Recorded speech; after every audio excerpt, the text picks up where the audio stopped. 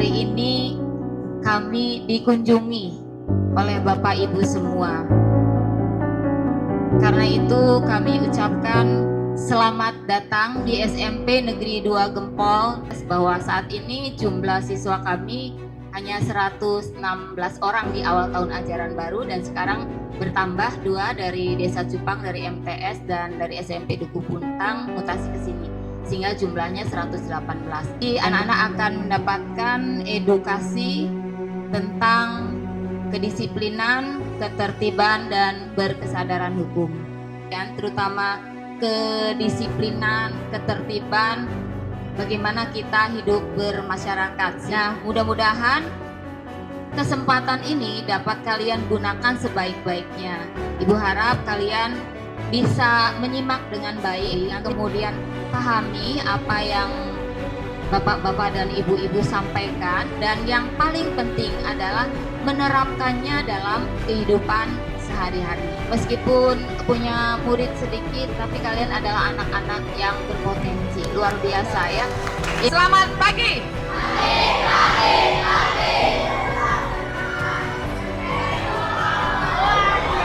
Tepuk tangan semua. Hari ini Ibu Kapolresta Cirebon, Bu Sumarni namanya nih, datang ke SMP 2 Gempol. Mau ngapain sih kira-kira? Mau berbagi ilmu, mau ngasih motivasi, mengedukasi, apalagi ya bawa bapak-bapak yang tadi yang menyampaikan materi supaya anak-anak patuh hukum, mengerti tata tertib, mengerti aturan yang boleh dan tidak boleh dilakukan. Semangat untuk mendengarkan? Nah, anak-anakku sekalian, Ibu Kapolres datang untuk mengingatkan kita bangsa Indonesia. Sejak dari dini, sudah mulai remaja, sudah tahu yang benar dan salah, sudah bisa mikir yang boleh dan tidak boleh dilakukan, sudah bisa memikirkan kalau orang dilakukan hal yang gak benar sakit. Ya, sudah ngerti.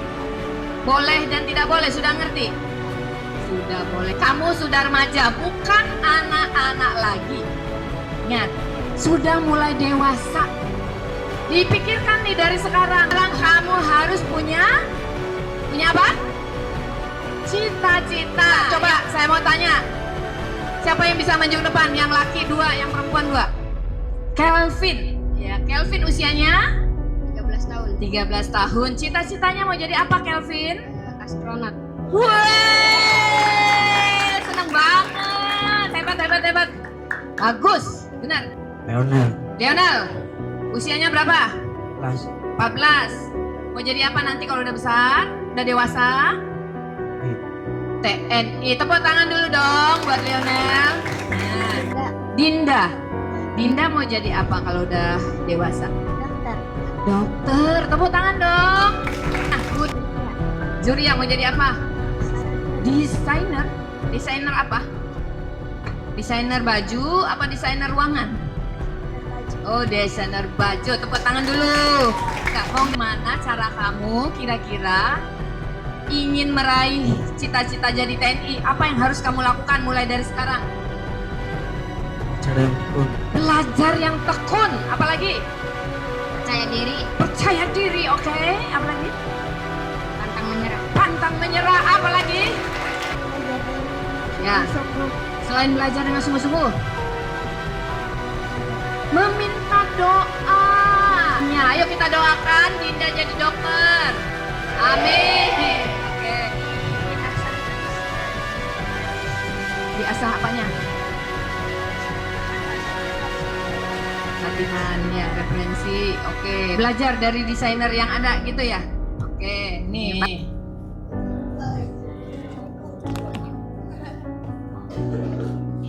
Di sini udah dapat MBG belum? Gimana makanannya, enak?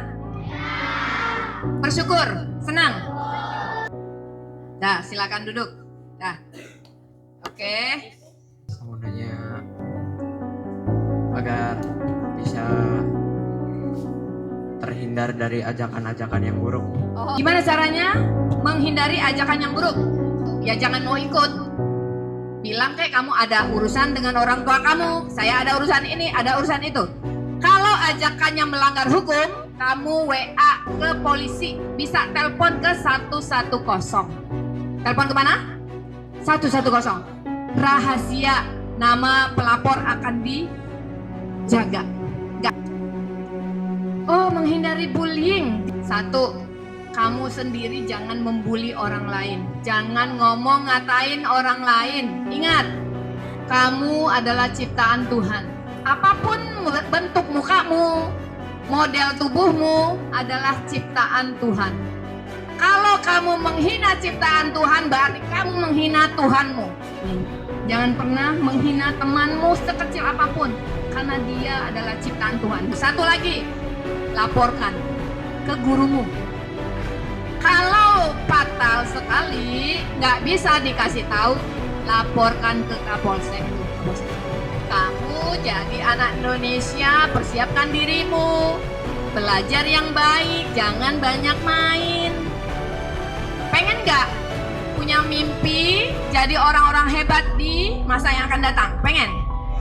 Indonesia itu kaya, tapi ingat, kalau kamu tidak jaga, kalau kamu tidak pelihara, kalau kamu tidak mempersiapkan diri kamu dari sekarang, bisa-bisa negara kita 10 tahun yang akan datang akan seperti negara yang dijajah.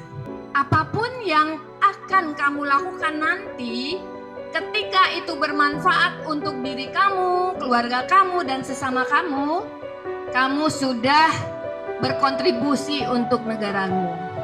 Kamu harus apa supaya bisa jadi pramugari yang baik? Belajar dengan tekun, apalagi? Meminta restu dari ibu. Meminta apa lagi? Minta doa, apa lagi? Percaya diri. Bisa? Nah. Ya, pramugari, selamat. Tepuk tangan buat pramugari. Nah, dari sekarang gunakan waktu kamu untuk belajar. Jangan banyak main. Karena di luar sana, tantangan kehidupan kita nanti akan sangat banyak. Nah, kamu jadi orang Indonesia harus jaga. Jangan banyak melamun. Jangan banyak main. Belajar yang baik, karena kalau kamu yang nggak pinter, mudah dibohongi bangsa lain. Belajar sekarang tidak hanya di sekolah, di rumah juga bisa belajar. Baca buku-buku, lihat internet, jangan lihat game, jangan lihat film porno, jangan lihat konten-konten yang menyesatkan. Karena kamu tadi ibu tanya nggak ada yang pengen jadi petani? 1, petaninya. Coba. Bisa jadi 10 tahun kamu nanti nggak bisa ketemu nasi. Karena nggak ada yang nanam padi. Ya, dari sekarang Bapak Presiden Republik Indonesia minta Indonesia agar masyarakatnya punya ketahanan pangan. Gunakan lahan yang ada di sekitar kamu untuk ditanami tanaman pangan. Bisa padi, bisa sayur-sayuran, bisa jagung. Di Indonesia sekarang banyak apa? Korupsi. Makanya dari sekarang jangan pernah melakukan hal-hal yang berpotensi nantinya masuk ke ranah korupsi. Bayu, kalau kamu nanti sudah saatnya masuk usia kerja, tapi pekerjaannya nggak ada, kira-kira Bayu mau ngapain? Peternak.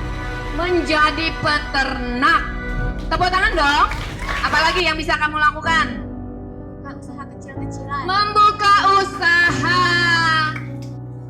Ya, peternak, ini toko sembako. Tepuk tangan dulu buat berdua.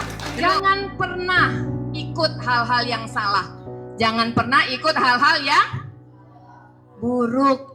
Dari sekarang kalau ada yang ngajak, oh maaf, saya udah pikirkan itu nggak boleh.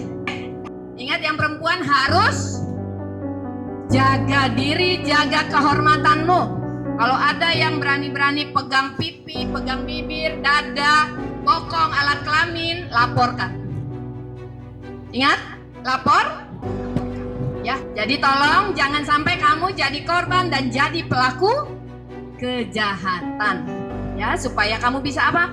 Meraih cita-cita kamu. Satu lagi nih, sebelum Ibu Kapolres mengakhiri, nanti tolong perilakunya ditata yang baik. Sopan santunnya dipakai, dijaga, diimplementasikan. PPA itu adalah perlindungan perempuan dan anak. Ini dengan cara intimidasi itu tidak boleh ya. Kemudian ada lagi contoh dari kekerasan yang mengatakan fisik sudah, psikis sudah. Kemudian terakhir apa? Seksual. Kekerasan seksual ini ada dua jenis. Kekerasan seksual yang bentuk perbuatan cabul atau pelecehan seksual. Bagaimana kalau kita menjadi korban kekerasan? Apa yang kita lakukan? Itu wajib ya. Kalau kita mendapat kekerasan, ceritakan segera dulu. Ceritakan kepada orang terdekat. Baik itu teman, keluarga. Selain cerita, apa lagi yang kita lakukan? Ada yang tahu? Apa contohnya? Lapor ke aparat penegak hukum agar segera perkaranya ditangani. Kemudian ada satu lagi, segera apa kalau ke rumah sakit dan puskesmas? Segera melakukan pengobatan atau berobat. Nanti sewaktu-waktu data kita itu manakala nanti suatu saat dibutuhkan untuk laporan polisi itu bisa dipakai. Kalau korbannya mengakibatkan luka ringan bisa diancam 5 tahun penjara. Tahukah singkatan narkoba itu apa? Pak tadi menyampaikan bahwa narkoba adalah narkotika dan obat-obatan terlarang. Narkoba singkatannya adalah satunya NAR, benar tuh. Terus ko-nya adalah psikotropika. Nah, banyak adalah bahan adiktif lainnya. Berarti apa saja yang termasuk narkotika? Sabu, benar. Nah ini contohnya, bentuk sabu itu kayak gini. Sebelum jadi bubuk, udah belum jadi serbuk. Ini kayak gini nih, aslinya seperti ini. Jadi kokain itu bentuknya serbuk kayak tepung.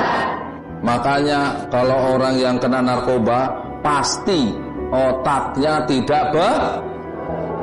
tidak beres, tidak benar. Waktu ditangkap ini, kemudian beberapa hari setelah ditangkap, coba lihat, anak-anak lihat, ini hanya butuh waktu 7 hari, kurang lebih 7 hari. Dia sudah tidak bisa fokus, tidak bisa mengenal orang, tidak bisa diajak bicara, dan tingkah lakunya berubah. Merusak saraf yang ketiga saraf tenggorokan. Selanjutnya tadi disebutkan rusak mental, rusak fisik. Fisiknya tadi lihat kayak gitu, hancur kan?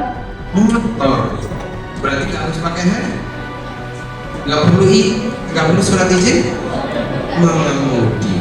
Nah, kalau belum punya SIM, ada nggak boleh main. Kalau naik motor pakai.